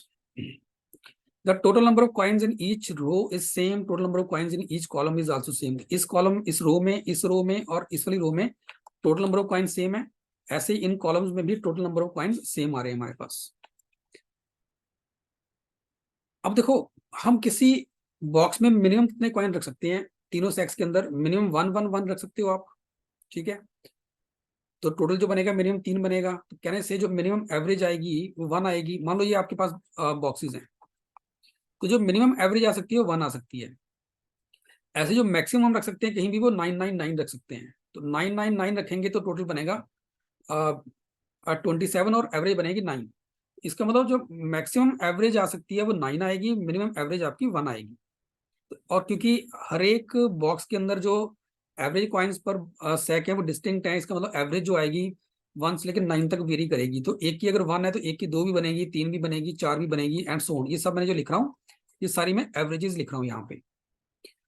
तो अगर ये एवरेजेस हैं तो टोटल क्या बनेगा, अगर इसकी एवरेज 1 है तो टोटल 3 होगा, इसका एवरेज अगर 2 है तो टोटल इसका 6 कॉइन्स होंगे, इसकी एवरेज अगर 3 है टोटल 9 कॉइन्स होंगे, है ना।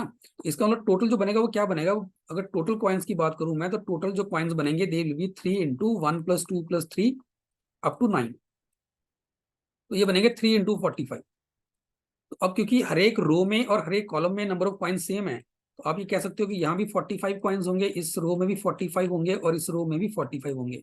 ऐसे इस वाले कॉलम में भी 45 होंगे, इधर भी 45 होंगे, और इधर भी 45 कॉइन्स होंगे, ठीक है। और ये पूछा होता फर्स्ट क्वेश्चन के अंदर, what is the total number of coins in all the boxes in the third row. तो यहाँ से आप डायरेक्टली इसको मार्क कर सकते हो that option 3 will be the right answer. अब बाकी को हम सॉल्व करते हैं इसको। तो फर्स्ट का आंसर तो ऑप्शन 3 बन रहा है। अब यहाँ पे देखो, इसमें बोला गया टेबल 1 में क्या इन्फॉर्मेशन है, it is a median of the number of coins in the 3 sacks in a box. तो बॉक्स के अंदर जो 3 सैक्स हैं उनमें जो नंबर ऑफ कॉइन्स है ना उसका मीडियन यहाँ पे दे रखा है। और टेबल 2 में क्या है, it has a number which represents the number of sacks in that box having more than 5 coins. जैसे यहाँ पे अगर 1 लिखा है तो इसका मतलब है इस बॉक्स के अंदर एक ही सैक था जिसमें मोर देन 5 कॉइन्स थे। यहाँ पे 2 ऐसे बॉक्सेस है जिसमें मोर देन 5 कॉइन्स हैं, यहाँ पे भी 2 ऐसे बॉक्सेस हैं जिसमें मोर देन 5 कॉइन्स हैं। और जो स्टार है ये क्या रिप्रेजेंट कर रहे हैं, अगर स्टार मान लीजिए एक है ना, अगर एक स्टार है देन उसका क्या मतलब है, sacks in that box which satisfy exactly one of the following 3 conditions. तो अगर कहीं पे एक स्टार लगा हुआ है मतलब इस बॉक्स के अंदर एक ही ऐसा सैक होगा जो इनमें से किसी एक कंडीशन को सेटिस्फाई कर रहा होगा। या से बोलूं मैं, जो सैक्स हैं इसके अंदर वो इनमें से किसी एक कंडीशन को सेटिस्फाई कर रहे हैं, ठीक है। और जिसमें 2 स्टार लगे हुए हैं उसमें क्या है, जो सेक्स हैं वो इनमें से 2 या 2 से ज्यादा कंडीशन को सेटिस्फाई कर रहे होंगे। तो number followed by star if the sex in that box satisfy exactly one among the following 3 conditions and it is followed by 2 stars if 2 or more of these conditions are satisfied। चलिए अब हम यहाँ पे arrangement करने की कोशिश करते हैं कि क्योंकि अगर क्वेश्चंस देखेंगे क्वेश्चन में यही आपको देखना पड़ेगा कि हर बॉक्स के अंदर जो सेक्स है यहाँ पे, हर एक सेक के अंदर कितने कितने यहाँ हमारे पास कॉइन्स हैं, ठीक है। तो मान लीजिए ये हमारे बॉक्सेस हैं, मैं ऐसे बॉक्सेस बना देता हूँ यहाँ पे।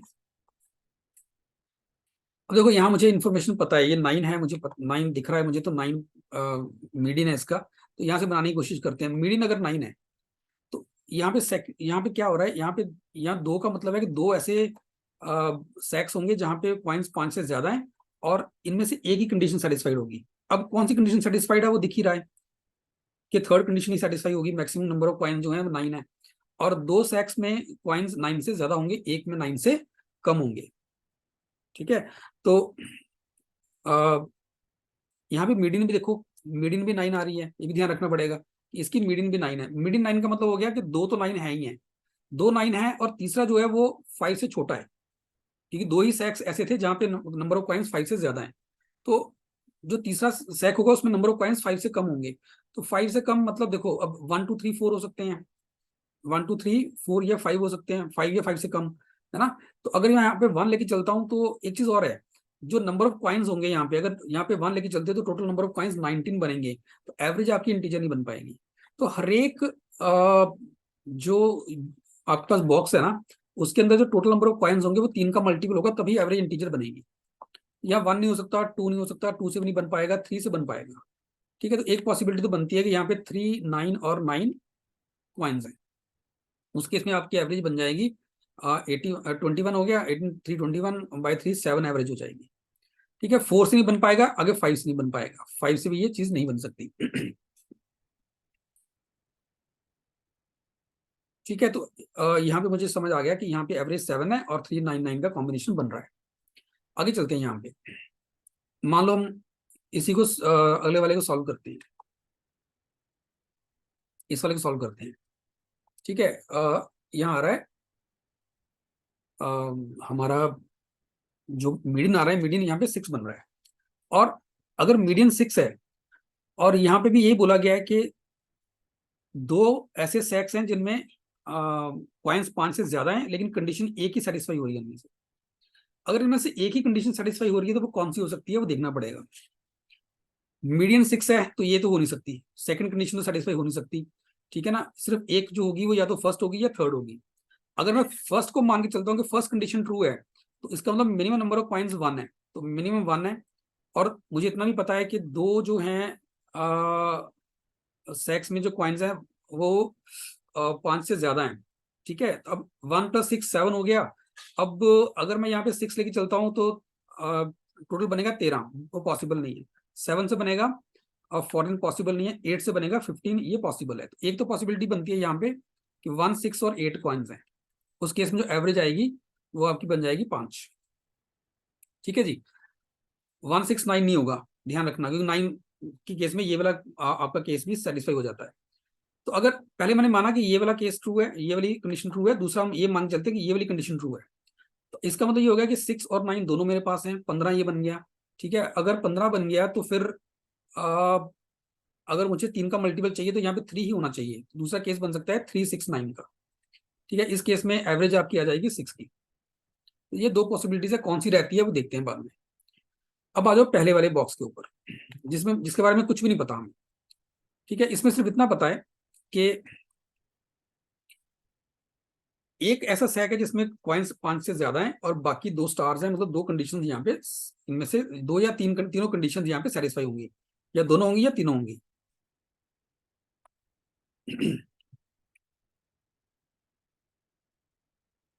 देखो, एक में 5 से ज्यादा कॉइन्स हैं और अब कौन सी दो कंडीशन सेटिस्फाई होंगी पहले वो देखते हैं। ठीक है ना, मान लो कि ये दोनों कंडीशन सेटिस्फाइड है कि मिनिमम नंबर ऑफ कॉइन्स 1 है और मीडियन जो है वो भी 1 है। उस केस में 1 1 तो 2 बार आएगा। और अब मुझे अगर मल्टीपल बनाना है इसका, 3 का मल्टीपल बनाना है तो यहाँ पे 9 चाहिए होगा कम से कम, मतलब 2 तो आ ही गया। 9 क्यों बोल रहा हूँ मैं, क्योंकि तीसरा जो सेक है उसके अंदर, क्योंकि यहाँ पे एक सेक तो ऐसा ही है जिसमें 5 से ज्यादा कॉइन्स हैं, तो तीसरे सेक में 5 से ज्यादा कॉइन्स तो हैं ही है। तो अगर 6 रखोगे तो टोटल बनता है 8, 7 रखोगे टोटल बनेगा 9। एक पॉसिबिलिटी तो बनती है 1 1 1 1 7 की, उस केस में एवरेज आ जाएगी 3। ठीक है, उसके बाद 8 और 9 नहीं बन पाएगा यहाँ पे, आपके पास 8 या 9 नहीं बन पाएगा कि आप बोलो कि 1 1 8 नहीं बनेगा, 1 1 9 भी नहीं बन पाएगा। ठीक है, तो ये तब था जब मैंने ये दोनों कंडीशंस ट्रू मानी थी। अब इसके बाद अगर आप ये दोनों कंडीशन ट्रू मानते हो 1 और 9, तो इस केस में क्या होगा, 1 और 9 आपके पास आ गया, मिनिमम 1 है, यहाँ 9 है, 10 बन गया आपके पास। अगर आपको अब ध्यान आपको रखना ये है कि दो नंबर आपके 5 या उससे छोटे हैं, ये भी आपको ध्यान रखना है, दो नंबर आपके 5 या उससे छोटे होंगे। तो 1 और 9 आपने यहाँ पे रख दिया, ठीक है जी। अब यहाँ पे 10 बन गया, ठीक है। अब 1 आ नहीं सकता बिकॉज मीडियन 1 हो जाएगी, वो पॉसिबल नहीं है, ठीक है। 2 रखोगे तो 12 बन जाएगा, ये पॉसिबल है। तो 1 to 9 यहाँ पॉसिबल है, 1 to 9 पॉसिबल है आपके पास, उस केस में एवरेज आपकी बन जाएगी 4। और क्या पॉसिबल है, 1 9 के साथ यहाँ 5 भी आ सकता है, ठीक है, 5 भी आ सकता है। हैविंग मोर देन 5 कॉइन्स बोला उसने, 5 से ज्यादा कॉइन्स, अगर 5 लेके चलते हो तो 15 हो जाएगा, 159 हो जाएगा, यहाँ पे 159, उस केस में एवरेज आपकी 5 आ जाएगी। मुझे इतना पता है कि टोटल मुझे जब चाहिए यहाँ पे 45, टोटल चाहिए यहाँ पे 45, ठीक है। अब देखते हैं, देखो इसका टोटल बनता है 21, इसका टोटल बनेगा आपके पास 9 या फिर 12 या फिर 15, और इसका टोटल बनेगा आपके पास 15 या फिर 18। अब ये 45 कैसे बन सकता है, अगर मैं यहाँ पे 21 लेके चलता हूँ और यहाँ से 15 लेके चलता हूँ, 36 बनता है, तो 9 यहाँ मुझे नहीं मिलेगा, ठीक है। यहाँ पे 12 लेके चलता हूँ तो 33 है, तो 12 यहाँ से नहीं मिलेगा, तो यहाँ से मुझे फिर क्या लेके चलना पड़ेगा, यहाँ से मुझे 9 लेके चलना पड़ेगा, तो 21 + 9 30, तो यहाँ से फिर 15 लेके चलना पड़ेगा। तो मतलब ये वाला केस बनेगा जहाँ यहाँ पे 9 है, यहाँ पे 15 है, इसका मतलब बाकी दो केसेस में यहाँ पे रिजेक्ट कर रहा हूँ, ये केस नहीं आएंगे बाकी,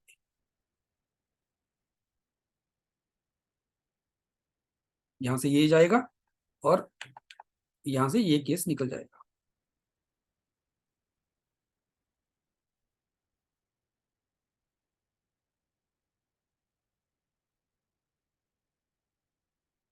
ठीक है, तो यहाँ पे हमारे पास एवरेज 3 आ गई, और यहाँ पे एवरेज आ गई हमारे पास 5, 15, 21 और 9। राइट जी, ये हमारे पास पहले रो के जो केसेस है वो बन गए। अब इसके बाद सेकंड पे आते हैं। सेकंड में मेरे पास बन रहा है, इसको देखते हैं पहले तो दो वाले को, ठीक है। दो वाले में क्या बन रहा है, मीडियन 2 है, मीडियन 2 है, ठीक है। एक नंबर ऐसा है जो 5 से बड़ा होगा और दो कंडीशंस में ट्रू है, इनमें से कोई दो कंडीशंस ट्रू है। अब दो कंडीशन ट्रू कौन सी हो सकती हैं,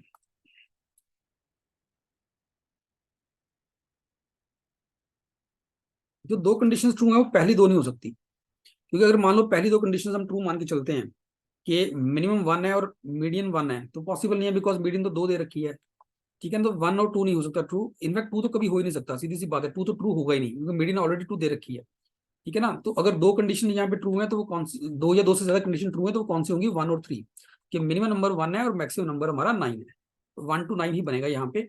यहाँ पे एक ही पॉसिबिलिटी बनती है 1 to 9 की, जिसपे ये एवरेज आपकी 4 की बन जाएगी, ठीक है।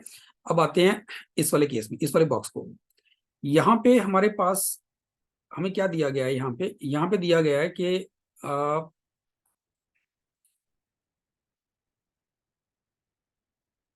एक मिनट, इसको इरेज कर दूं मैं। हाँ जी, यहाँ पे 0 मतलब कोई भी नंबर जो है वो 5 से बड़ा नहीं है, और इनमें से एक ही कंडीशन ट्रू होती है, ठीक है। तो पहला केस तो ये लेके चलते हैं कि ये कंडीशन ट्रू है, अगर ये कंडीशन ट्रू है तो मिनिमम 1 है, 5 से बड़ा कोई भी नहीं है, ठीक है। तो पॉसिबिलिटीज क्या है, 1, अच्छा दूसरा नंबर आप 1 नहीं ले सकते, बिकॉज अगर आपने 1 लिया तो इसकी मीडियन 1 हो जाएगी, ये ध्यान रखना, दूसरा नंबर 1 ले ही नहीं सकते आप, नहीं तो मीडियन 1 हो जाएगी, तो फिर दो कंडीशन ट्रू हो जाएंगी। यहाँ पे हम बात कर रहे हैं इस वाले बॉक्स की अब, ठीक है। तो पहली बात, कोई भी नंबर यहाँ 5 से बड़ा नहीं है, 5 तक नंबर हो सकते हैं, उससे बड़ा नहीं जा सकता। तो फिर क्या क्या पॉसिबिलिटी बनती है, 1 1 हो नहीं सकता, ठीक है ना। तो पॉसिबिलिटी है या तो 1 2 2 की है, अब इसमें 5 बनता है टोटल, पॉसिबल नहीं है। 1 2 3, यस 1 2 3 हो सकता है, 1 2 3 लेके चलते हो अगर आप, तो एवरेज बनेगी 2 आपकी, ठीक है ना, 1 2 3 से आपकी एवरेज बन जाएगी 2। और क्या पॉसिबिलिटी है, 1 2 2 हुआ नहीं, 3 नहीं हुआ, 4 नहीं हो सकता, 1 2 5, ये 8 बनेगा, ये पॉसिबल नहीं है, ठीक है। तो और कुछ पॉसिबल नहीं है 1 2 के साथ, 1 2 के साथ यही पॉसिबिलिटीज थी, 1 2 2 नहीं हो सकता, 1 2 3 बन सकता है, 1 2 4 नहीं बनेगा, 1 2 5 नहीं बनेगा, टोटल हमारा 3 का मल्टीपल नहीं बन सकता। 1 3 से देखते हैं, 1 3 3 7 बनता है, ये 8 बनता है, ठीक है, और ये 9 बनता है। अब 135 से 9 तो बन रहा है, लेकिन जब इसकी एवरेज निकालेंगे तो वो 3 आ जाएगी, वो 3 ऑलरेडी यहाँ पे आ चुकी है, तो ये भी पॉसिबल नहीं है। तो 1 से कुछ नहीं बन रहा, 1 से 133 भी नहीं बना, 134 भी नहीं बना, और 135 से एवरेज ऑलरेडी 3 आ चुकी है। 144 से एवरेज फिर से 9/3, एवरेज फिर से 3 आएगी, फिर से पॉसिबल नहीं है वो, ठीक है। और 145 ऐसे पॉसिबल नहीं है, क्योंकि इसमें मल्टीपल 3 का बनना ही नहीं है इसने। तो यही पॉसिबिलिटी बनती है जी 1 2 3 की। अब मुझे पता है इसका टोटल मुझे चाहिए 45, ठीक है ना। अभी तक यहाँ पे कितना बन चुका है, एवरेज 4 है तो टोटल यहाँ 12 है, यहाँ पे एवरेज 2 है तो टोटल 6 है, तो 12 और 6 18 हो गया, बचा 27। तो 27 का मतलब है कि एवरेज होनी चाहिए 9 एवरेज तभी आ सकती है अगर ये तीनों नंबर्स 9 9 9 हो, ठीक है, तीनों नंबर्स 9 9 9 हो, तभी टोटल 45 बनेगा। जब मुझे 2 का पता चल गया, तीसरा मैं इस तरह से निकाल सकता हूँ, ठीक है। यहाँ पे एवरेज जो थी 4 थी, तो टोटल 12 होगा, यहाँ एवरेज 2 है, टोटल 6 बन गया, तो 18 बन गया। टोटल 45 बनाने के लिए 27 और चाहिए, तो 27 का मतलब है कि अगर टोटल 27 चाहिए तो वो 9 9 9 से ही बन पाएगा। अब चेक करते हैं जो हम बना रहे हैं ये हमारे बॉक्स को भी सेटिस्फाई कर रहा है या नहीं कर रहा, उसको भी देख लेते हैं एक बार। तो बॉक्स हमारा ये कह रहा है यहाँ पे कि यहाँ पे तीनों नंबर 5 से बड़े हैं, परफेक्टली तीनों नंबर 5 से बड़े थे, ठीक है, और एक ही कंडीशन को सेटिस्फाई कर रहे हैं। तो वो कंडीशन कौन सी है, मैक्सिमम नंबर जो है वो 9 है, ठीक है जी। तो ये हमारे पास बन गया। अब आते हैं अगले वाले पे, यहाँ पे आ गया 8, मीडियन इज 8। अब अगर मीडियन 8 है और यहाँ पे भी तीनों नंबर जो है वो 5 से बड़े हैं, तीनों नंबर 5 से बड़े हैं और एक ही कंडीशन को सेटिस्फाई कर रहे हैं, एक कंडीशन को सेटिस्फाई करेंगे तो किसको करेंगे, सिर्फ इसी को कर सकते हैं ना, 1 तो आएगा नहीं क्योंकि तीनों नंबर 5 से बड़े हैं। तो मैक्सिमम नंबर 9 है, तो मैक्सिमम नंबर 9 है। अगर आपको मीडियन 8 चाहिए तो या तो वो 8 8 9 से बनेगी, और उस केस में आपका टोटल जो बनता है वो 25 बनता है, 3 का मल्टीपल नहीं बन पाएगा, या फिर वो 7 8 9 से बन पाएगी। 7 8 9 से वो आपका टोटल 24 बन जाएगा, परफेक्टली ओके है। 6 से नहीं, फिर नहीं बनेगा, है ना। तो आपको टोटल भी तो 3 का मल्टीपल चाहिए, इसका मतलब यहाँ पे सिर्फ 7 8 9 की ही पॉसिबिलिटी आती है, तो यहाँ पे एवरेज आएगी 8। और देखो अब तक एवरेज हमने कौन कौन सी एवरेज निकाल दी है, 2 निकल गया, 3 निकल गया, 4 5 6 बच गया, 7 8 9, तो एवरेज जो बची है वो 1 और 6 बची है। अगर हम देखें यहाँ पे सबकी डिस्टिंक्ट एवरेजेस थी ना, तो 1 बाहर है अभी, 2 3 4 5 हो गया, 6 बाहर है अभी, 7 8 9 हो चुका है, तो 1 और 6 ही चाहिए हमें। अब 1 कब बनेगा, 1 एवरेज कब बन सकती है, अगर टोटल 3 हो, टोटल 3 का मतलब तीनों नंबर 1 1 हो, ठीक है, मतलब तीनों नंबर जो है वो 5 से छोटे हैं, तो वो इसी बॉक्स के अंदर आएगा। ये जो बॉक्स है इसमें आपके पास 1 1 1 का स्टैक बनेगा, और जो एवरेज इसमें बन के आएगी वो 1 की आएगी। इसका मतलब 6 की एवरेज यहाँ चाहिए आपको, और अगर 6 की एवरेज यहाँ पे चाहिए है तो टोटल होना चाहिए 18, ठीक है, टोटल आपका 18 चाहिए, और साथ ही साथ दो नंबर आपको 5 से बड़े भी चाहिए, और दो कंडीशंस इनमें ट्रू भी होनी चाहिए, ठीक है, दो कंडीशंस में ट्रू भी होनी चाहिए। अब दो नंबर अगर आप 5 से बड़े रखते हो, दो नंबर अगर 5 से बड़े रखते हो तो मीडियन 1 तो हो नहीं सकती, तो मीडियन तो 1 आएगी नहीं आपकी, ठीक है ना। और दो कंडीशंस अगर ट्रू हैं तो वो पहली और लास्ट ही हो सकती है, कि 1 भी है आपके पास, 9 भी है आपके पास, और टोटल आपको चाहिए 18, ठीक है, तो यहाँ पे सिर्फ 8 ही आ सकता है। इसका मतलब यहाँ पे जो नंबर्स आ रहे हैं 1 8 और 9 आएंगे आपके पास, ठीक है जी। अब हम क्वेश्चंस को यहाँ पे चेक करते हैं। तो सेकंड क्वेश्चन कह रहा है how many boxes have at least one stack containing 9 coins. ध्यान रखना यहाँ पे बॉक्सेस की बात हो रही है, जिनमें कितने बॉक्सेस में कम से कम एक स्टैक ऐसा है जिसमें 9 कॉइन्स हैं। तो एक ये वाला है 1 2 3 4 और 5, तो 5 मुझे ऐसे बॉक्सेस दिख रहे हैं जिनमें कम से कम एक स्टैक 9 कॉइन्स का है, तो ऑप्शन 4 आपका आंसर बन जाएगा, ठीक है। और इसके बाद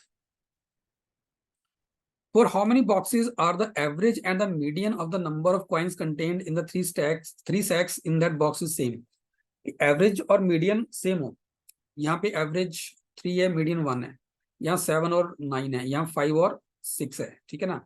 यहाँ पे 4 और 2 है, नहीं बन रहा, यहाँ पे बन रहा है 2 और 2, 9 और 9 बन रहा है, ठीक है ना। यहाँ पे देखो एवरेज, मीडियन 2 है, एवरेज 2 है, एवरेज मीडियन 9 है, एवरेज भी 9 है, मीडियन 8 है, एवरेज भी 8 है, और मीडियन 1 है और एवरेज भी 1 है। तो कितने हो गए ये, 1 2 3 4, 4 आगे, इसका आंसर बनेगा 4। सो थर्ड का आंसर आपका 4 बन जाएगा। एक बार इनको रेज कर लें। थर्ड का आंसर 4 था। How many sacks have exactly 1 coin? How many sacks have exactly 1 coin? कितने सैक्स में एग्जैक्टली एक कॉइन है? तो एक तो ये सैक, एक ये, 2 हो गए।